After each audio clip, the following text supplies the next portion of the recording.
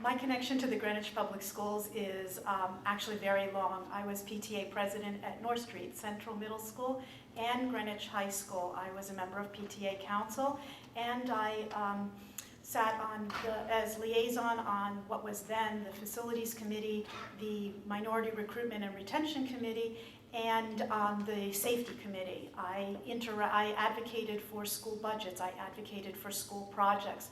This auditorium that we're sitting in that is now redone, I was PTA president here when we first started talking about having it be improved.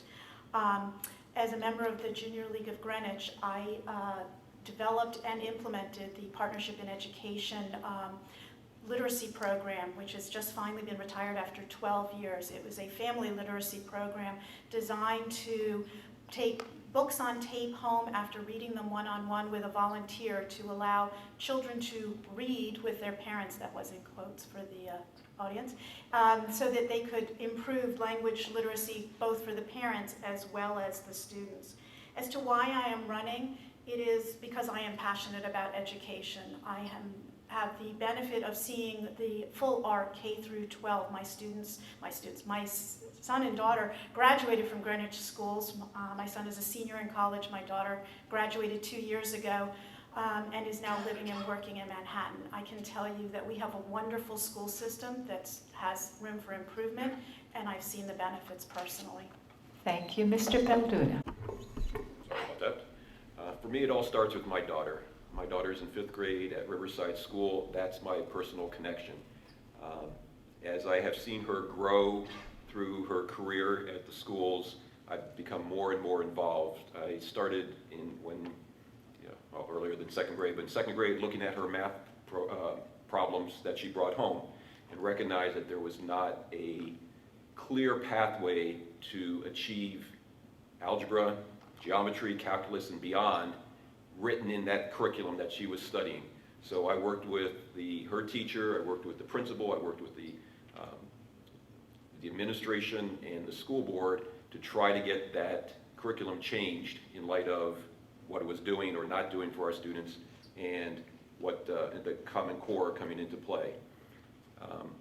And I was able to do that in cooperation with Mr. Scher and other members of the board and with the administration. I'm currently serving on the Math Curriculum Review Committee. There's another personal connection I have to the schools, which is when my daughter in 3rd grade got into the ALP class, she came home on the first day and said, Daddy, guess what? There's 15 boys in my class, I'm the only girl. So we started what the girls called the Riverside Math Club for Girls Only in order to try to get more girls into her class in math. And now, thankfully, there's 3 girls in her class.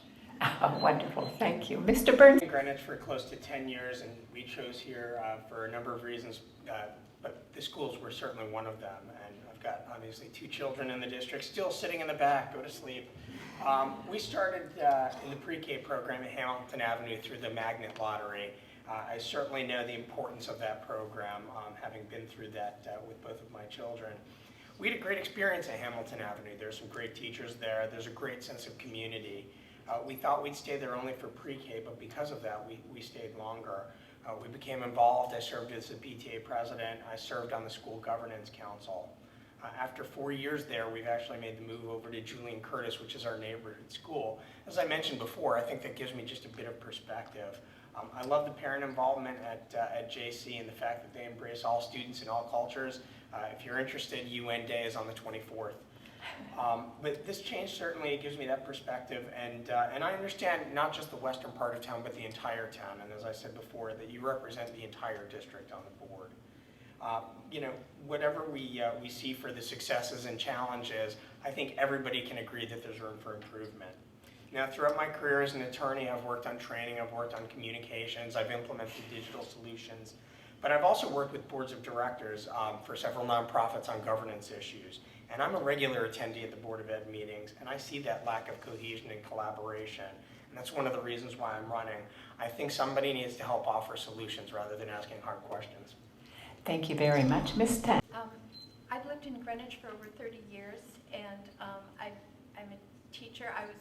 I'm a retired teacher, and I taught at Whitby. I was a consultant at the Warburg Center So I'm a Montessori teacher, as you can tell, and right now I'm tutoring at New Lebanon School, and I'm also tutoring at Bank Street for the kids there. And today was our first day back at Bank Street, and it's really great. It's the Reading Champions that was initiated by Joan Lowe, a volunteer organization.